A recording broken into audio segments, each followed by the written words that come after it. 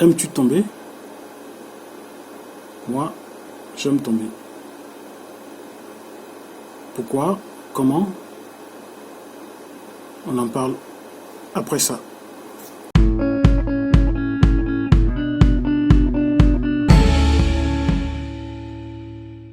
Bonjour, je suis Vincent Oupé et si tu es tout nouveau sur ma chaîne, bienvenue. C'est la chaîne Life and Business. On parle de faits de société, de tout ce qui importe, tout ce qui impacte l'humain. Parce que moi, je crois en l'humain. Et on va discuter, on va causer autour de certains sujets qui touchent à l'humain. Le thème d'aujourd'hui, c'est aimer tomber. Aimes-tu tomber? Qui aime tomber? Moi, personnellement, j'aime tomber. Pourquoi j'aime tomber? Pourquoi dans la vie, nous sommes amenés à tomber? Et comment nous nous relevons? Pourquoi nous nous relevons?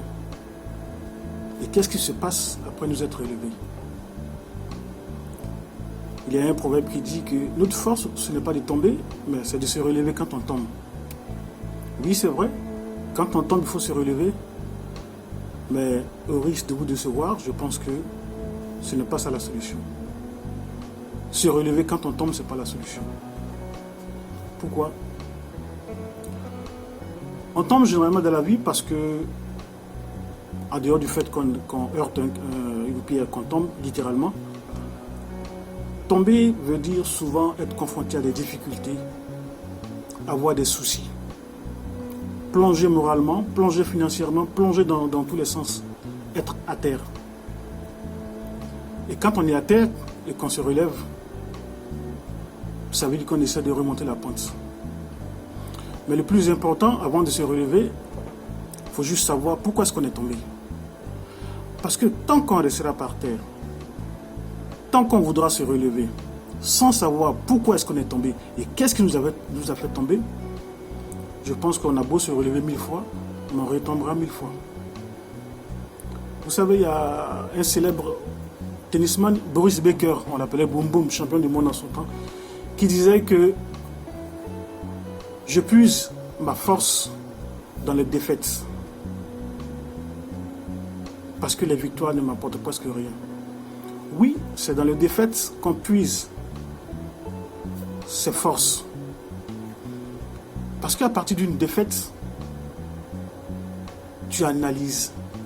Si tu veux vraiment te relever, si tu veux vraiment aller de l'avant, tu analyses ce qui n'a pas marché, pourquoi ce fut le cas, et tu apprends de tes défaites. C'est comme ça. Il y avait aussi un autre tennisman qui avait joué en son temps contre, ils étaient tout jeunes, qui avait joué contre le champion espagnol, comment est-ce qu'on l'appelle, Nadal. Il avait battu Nadal à plate couture dans un championnat jeune. Et on lui avait dit que c'était le futur champion du monde. On lui avait promis pas mal de choses. C'est le grand, c'est le futur. Boris Becker, c'est le futur. Mais ce tennisman, on n'entend plus parler de lui parce qu'il est rentré dans l'oubli. À partir de cette victoire, il n'y a plus de remise en cause et il a plongé. Par contre, Nadal qui avait été battu a travaillé et aujourd'hui il règne sur le monde du tennis. C'est juste pour dire que tomber, c'est bien. Se relever aussitôt, c'est pas bien. Parce que avant de se relever, il faut d'abord savoir pourquoi est-ce qu'on est tombé. Il faut savoir qu'est-ce qui a milité à la faveur de notre tombée. Et c'est qu'à partir de ce moment-là qu'on pourra prendre conscience de savoir voici les raisons pour lesquelles je suis tombé.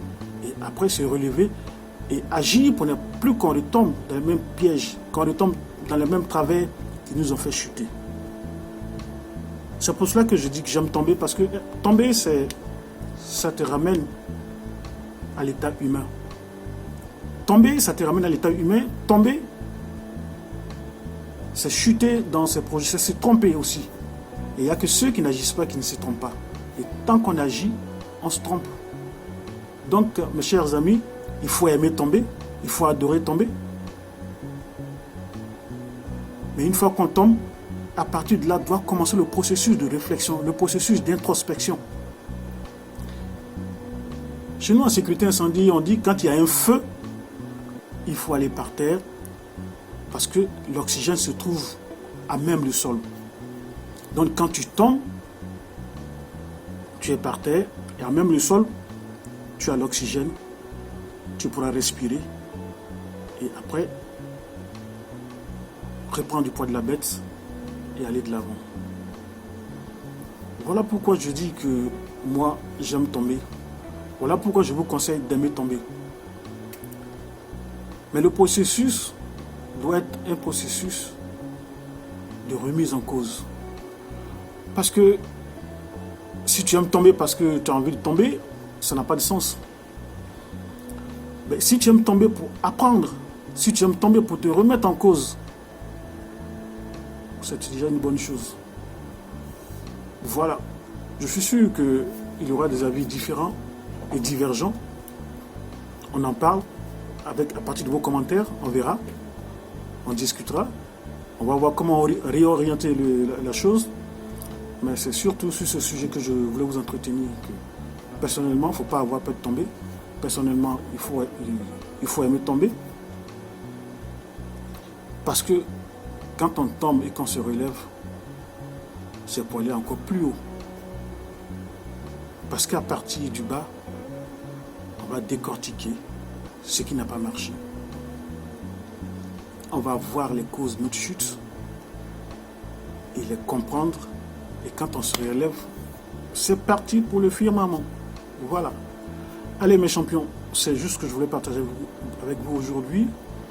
Et puis, on est peut-être à la semaine prochaine. Bon, pour l'instant, c'est une vidéo par semaine. On verra par la suite. Allez, portez-vous bien. Ciao, ciao. Merci et j'attends vos commentaires pour la suite de la causerie. Au revoir.